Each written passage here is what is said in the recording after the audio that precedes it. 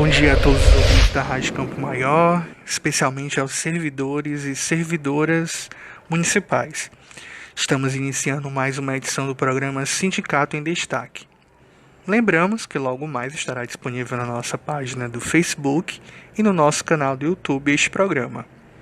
Agora são 11h30, hoje, 7 de junho, o programa será apresentado por mim, George de Castro. Nesta edição, vamos apresentar as seguintes manchetes. José Guimarães apresenta projeto para barrar a transferência de 83 milhões do Bolsa Família para a SECOM. Ajuda a estados e municípios devem chegar até terça-feira, diz presidente da Câmara, Rodrigo Maia. Prefeitura Municipal de Quixeramobim publica resultado final e homologa o concurso público de edital número 1, 2019, no Diário Oficial do Estado. Traremos também como manchetes os recursos creditados no mês anterior, mês de maio, nas contas da Prefeitura de Quixeramobim.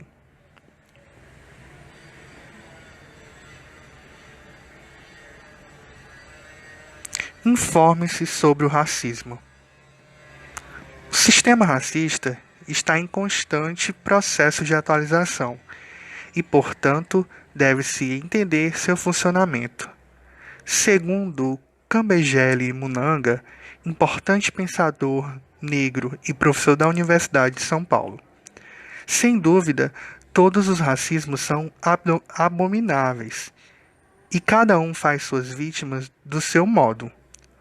O brasileiro não é o pior nem o melhor, mas ele tem as suas peculiaridades, entre as quais o silêncio, o não dito, que confunde todos os brasileiros e brasileiras, vítimas e não vítimas do racismo. Dessa forma, como explica Munanga, para entender o racismo no Brasil, é preciso diferenciá-lo de outras experiências conhecidas, como o regime racista, o apartheid sul-africano, ou a situação da população negra nos Estados Unidos na primeira metade do século XX, nas quais o racismo era explícito e institucionalizado por leis e práticas oficiais. É verdade que o Brasil é diferente, mas nada é mais equivocado do que concluir que por isso não somos um país racista.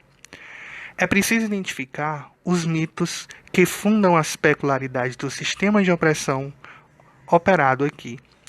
E certamente o da democracia racial é o mais conhecido e nocivo deles. Concebido e propagado por sociólogos pertencentes à elite econômica na metade do século XX, esse mito afirma que no Brasil não houve a transferência dos conflitos raciais pela harmonia entre negros e brancos, traduzida na miscigenação e na ausência de leis segregadoras.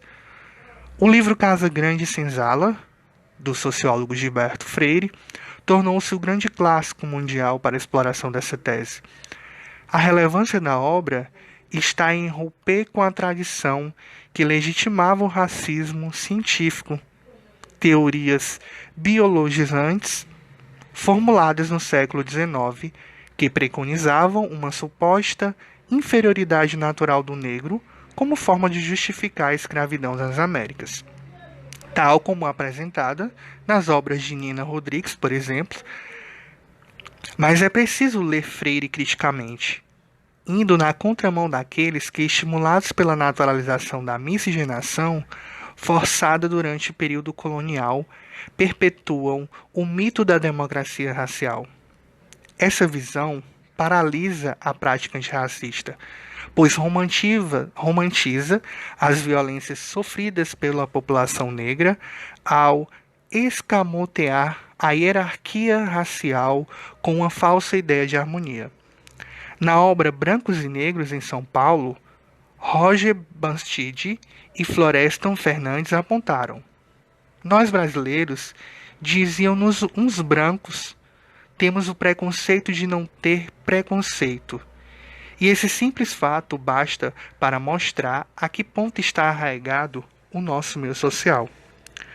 Muitas respostas negativas explicam-se por esse preconceito de ausência de preconceito, por essa fidelidade do Brasil a seu ideal de democracia racial. Como diz Munanga, ecoa dentro de muitos brasileiros uma voz muito forte que grita: não somos racistas, racistas são os outros. Eu prefiro considerar essa voz uma inércia causada pelo mito da democracia racial. Um bom exemplo dessa atitude está na pesquisa do Datafolha realizada em 1995, que mostrou que 89% dos brasileiros admitiam existir preconceitos de cor no Brasil, mas 90% se identificavam como não racistas. Na época, a pesquisa foi considerada a maior sobre o tema, entrevistando 5.081 pessoas maiores de 16 anos em 121 cidades de todas as unidades da federação.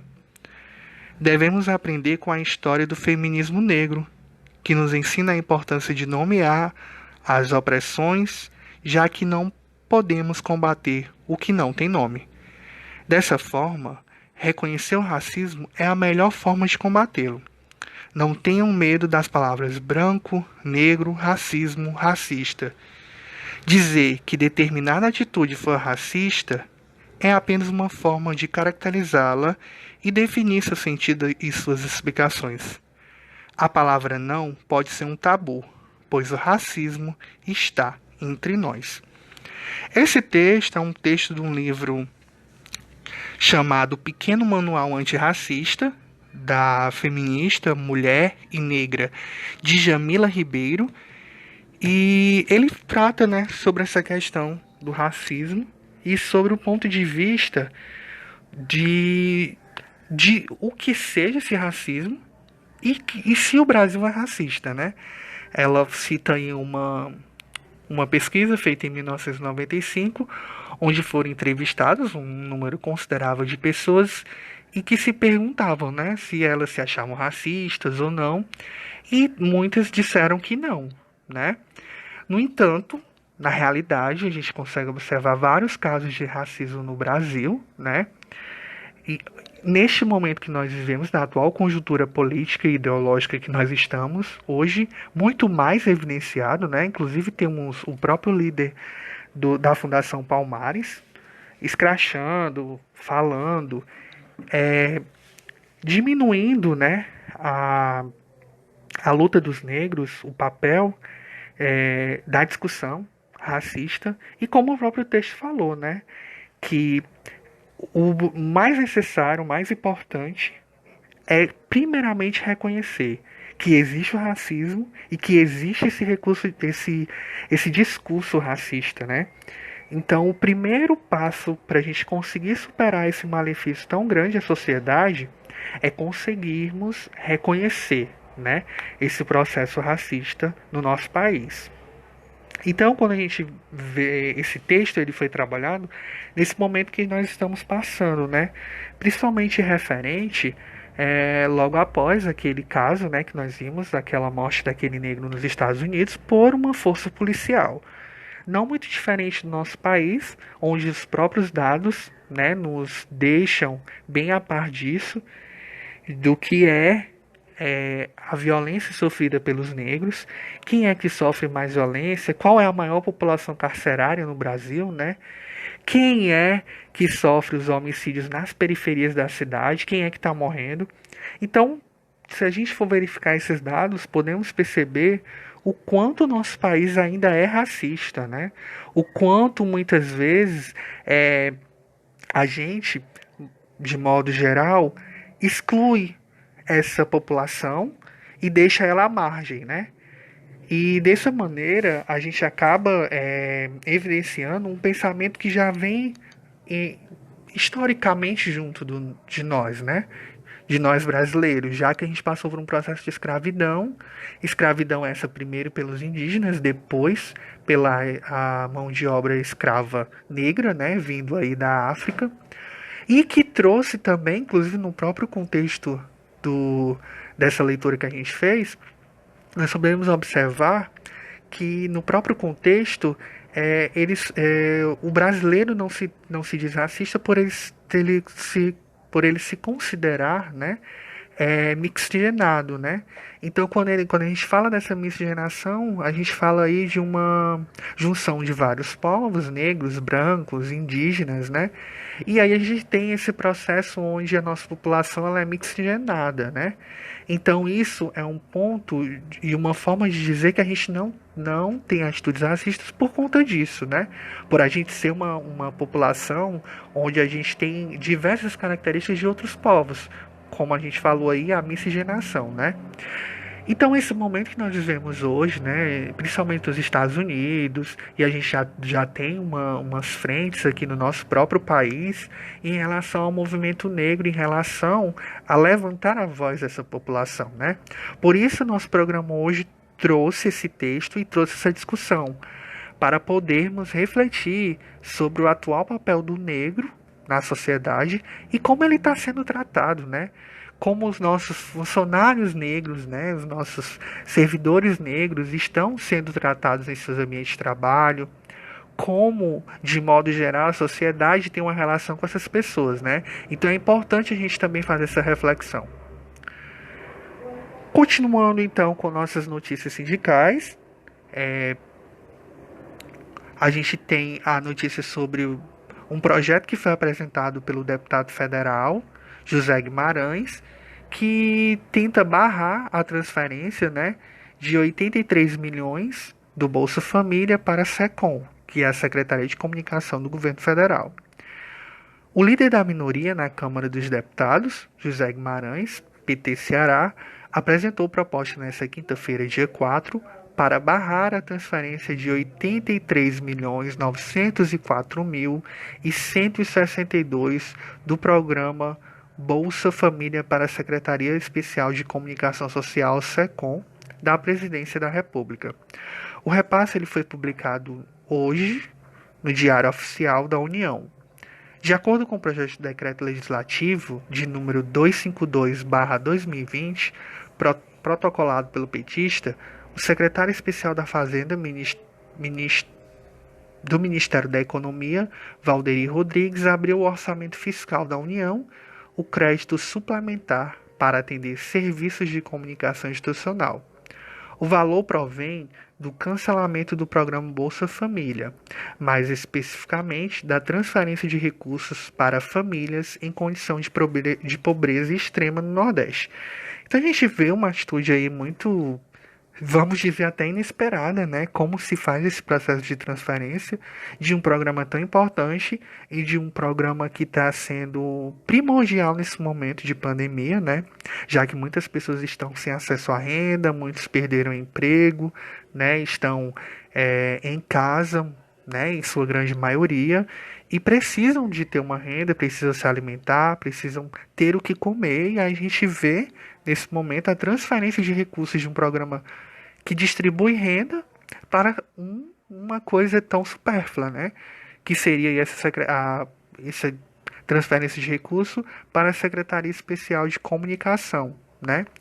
Sem nenhum argumento plausível, isso vem sendo feito e está sendo feito, né? E aí a gente vê o deputado Zé Guimarães como apresentando um projeto para barrar essa atitude, né? Ainda com nossas notícias de hoje, nós temos também a ajuda a estados e municípios que devem chegar até terça-feira, diz o presidente da Câmara Federal, Rodrigo Maia. A ajuda a estados e municípios, aprovada pelo Congresso Nacional e sancionada pelo presidente Jair Bolsonaro, deve ser transferida até a próxima terça-feira, dia 9, informou o presidente da Câmara dos Deputados, Rodrigo Maia, que durante coletiva em Brasília, nesta quarta-feira, dia 3, essa informação ela foi passada pela equipe econômica do governo. Para Minas Gerais, a parcela de 750 milhões é aguardada para auxiliar no pagamento dos servidores públicos. Até o momento, a escala só foi anunciada para profissionais da saúde e da segurança pública, que receberão o salário no dia 15 de junho. presidente da Câmara afirmou que espera que o governo encaminhe um texto sobre a possível ampliação do auxílio emergencial a ser pago para trabalhadores informais. Parlamentares querem estender o benefício por mais de 3 meses, conforme prevê a lei que regulamenta a renda emergencial. Para Maia, se o prazo for ampliado, é preciso que o Executivo crie mecanismo para impedir fraudes no acesso ao benefício. Todo o cadastro único foi construído pelos municípios junto com o governo federal, que organiza os programas sociais.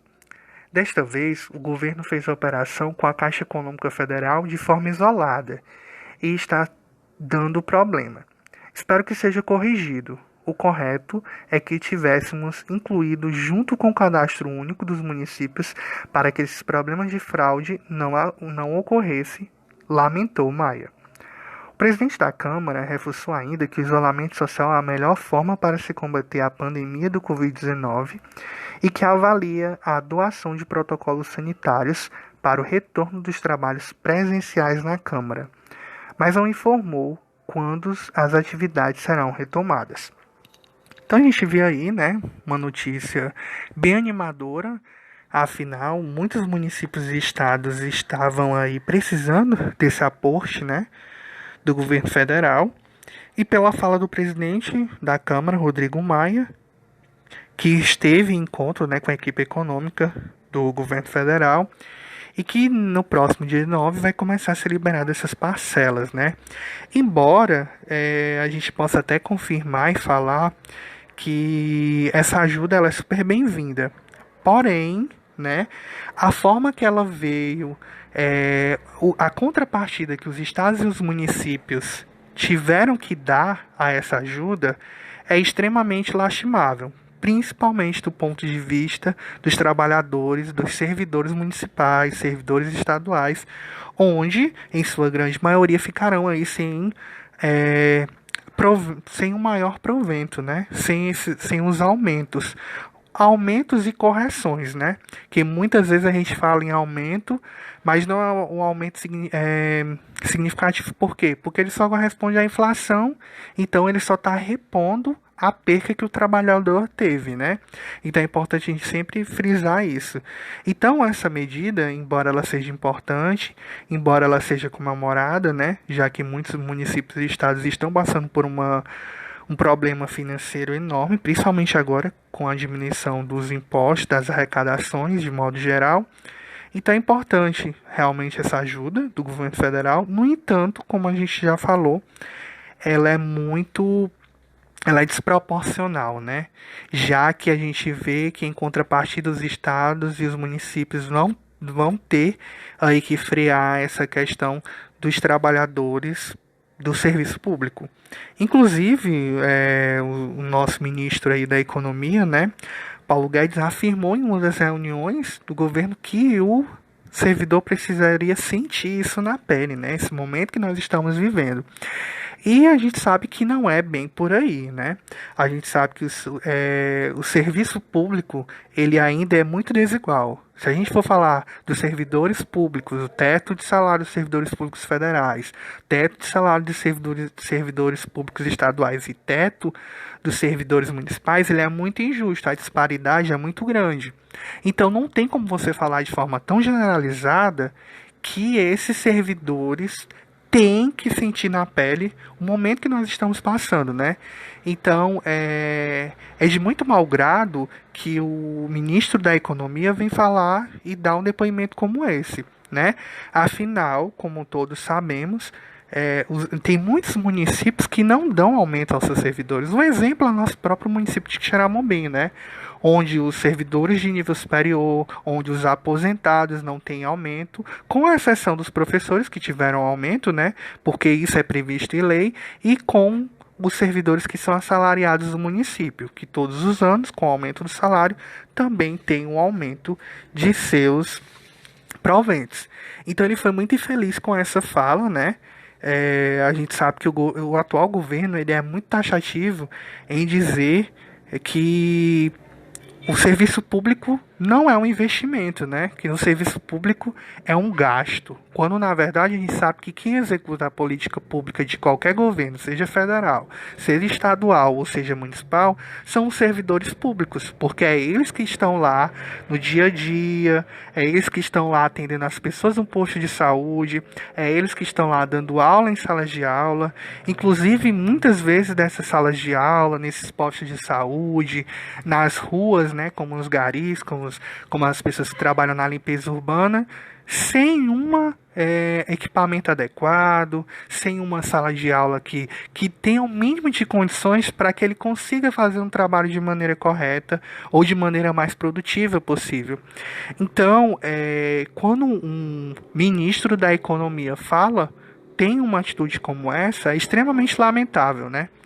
E, infelizmente, assim como ele, muitos dos nossos secretários, né, Brasil afora, pensa da mesma forma, porque desconhece a realidade do serviço público no nosso país, desconhece a realidade de que é um posto de saúde, desconhece a realidade do que é uma sala de aula superlotada, onde muitas vezes não tem a mínima condição de se dar uma aula, né? Onde a gente, inclusive, tem informações, conhece aqui no nosso próprio município, escolas de tempo integral, que tem alunos que passam um dia na escola sem um ventilador em sala de aula, sem um banheiro adequado, né? Sem um espaço para esses alunos conseguirem fazer um descanso. Então, assim, as condições elas são bem precárias. Então, é muito injusto quando o ministro da Economia, uma pessoa que poderia fazer uma fala positiva em relação ao serviço público, tem uma atitude dessa tão desprezível, né? Então é muito difícil o momento que o nosso país vem enfrentando, né? Não é só a fala do ministro, mas a fala do próprio presidente, onde ele aí desdenha das mortes por essa pandemia que nós estamos passando, pela Covid-19, quando nós observamos que ele não tem um compromisso, né, de gerir esse processo da pandemia, é tanto que nós ainda não temos um ministro da saúde efetivo, nós temos um ministro da saúde interinamente, né? E aí nós temos inclusive, né, a protelação dos informes sobre os casos de Covid-19, onde anteriormente eles tinham uma apresentação todos os dias às 17 horas, esse horário passou para as 19 e essa semana já tivemos alguns informes do Ministério da Saúde sobre Covid-19 às 10 da noite, né? Então, é uma protelação das informações. Inclusive, isso é até visto inclusive pelo ministro Gilmar Mendes, a gente podemos observar que a fala dele, ele diz que isso poderia ter até um impedimento jurídico, né? Já que é importante a população conhecer e saber como está, né, a disseminação do vírus pelo país. Isso é uma questão de saúde pública, né? Continuando então com nossas notícias sindicais, essa semana a Prefeitura Municipal de Xeramobim realizou o pagamento do QUIPREV no dia 4 de junho e comunicado também sobre o funcionamento da sede do Sindicec, né? Lembramos que em virtude dos decretos do governo do estado e da Prefeitura Municipal, por conta dos cuidados da prevenção à pandemia Covid-19, coronavírus, o sindicato continua com sua sede fechada. No entanto, lembramos que estamos atendendo aos servidores filiados via telefone DDD 88 99723 3133 de segunda a sexta-feira, de 7h30 ao meio-dia. E atendendo exclusivamente às guias para consultas e exames médicos, denúncias e informações. Lembramos que esse programa ele é gravado e até o fechamento desta edição não recebemos nenhum informe dos recursos humanos sobre pagamento hoje de alguma secretaria que ainda não recebeu seus proventos. Lembramos também que, como a gente falou no início do programa, sobre a questão que o município, né, ele homologou e publicou o resultado final do concurso de Xeramobim no Diário Oficial do Estado. E aí, a partir desse momento, né, já que ele já foi homologado, ele está em um processo aí de, de passar o tempo e que o prefeito já pode fazer as convocações, né? Inclusive, próxima semana, o sindicato ele estará protocolando, né, no gabinete do prefeito, ofício e parecer jurídico sobre a legalidade da convocação imediata dos aprovados do concurso. Principalmente, né, os que estão aí na saúde, que estão à frente da pandemia, mas também, claro, todos os outros servidores que foram aprovados nesse último concurso de edital 1/2019. Também lembramos os recursos creditados na conta da Prefeitura de Quixeramobim no mês de maio, mês passado, né? Nós então tivemos aí de Fundo de Previdência Municipal R$ 2.977.669,52. De Fundeb tivemos uma relativa queda, né, já que o Fundeb nos últimos, pelo menos no começo do mês, ele vem com um valor até bem representativo, mas o mês de maio ele fechou em R$ 3.902.853,60. O Fundo de Saúde, entre outros, recebeu aí uma quantia de R$ 466.695,66. Além do Fundo Municipal de Saúde, que recebeu R$ 1.694.319,45, tendo o total geral de recursos recebidos no mês de maio pelo município de Quixeramobim R$ 9.041.538,23. Lembrando ainda que o município de Quixeramobim, com essa ajuda que está sendo prevista aí para a próxima terça-feira, dia 9, que vem essa ajuda no caso a ajuda financeira pelo governo federal, ele está com um valor previsto de R$ 6.682.127, dividido aí em 4 parcelas, segundo a fonte, né, da Confederação Nacional dos Municípios. Então, um valor aí bem representativo, né, dividido aí em 4 vezes, e que merece toda a nossa atenção, de que forma o município vai estar gastando esse dinheiro, né? Tivemos aí nesses últimos dias a inauguração da nossa UPA, muito importante, né?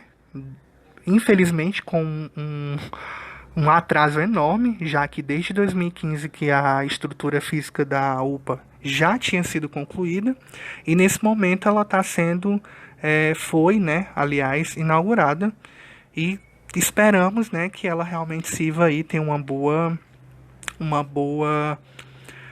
bom atendimento para a população de Quixeramobim que precisa e que merece. No entanto, a gente inclusive recebeu algumas informações de funcionários que saíram, né, por exemplo, do hospital regional e foram lá para a UPA, né? E aí a gente fica se questionando se esse funcionário que foi tirado lá do hospital e que veio para a UPA, se ele foi substituído por outro, né? Porque não vale nada nós abrirmos mais um equipamento de saúde em detrimento de outro, né? Então fica aí alerta, fica aí a denúncia, né? Referente a esse processo. Então a gente termina aqui o programa Sindicato em Destaque de hoje, agradecendo a todos os ouvintes e desejando aí um ótimo fim de semana. Até a próxima.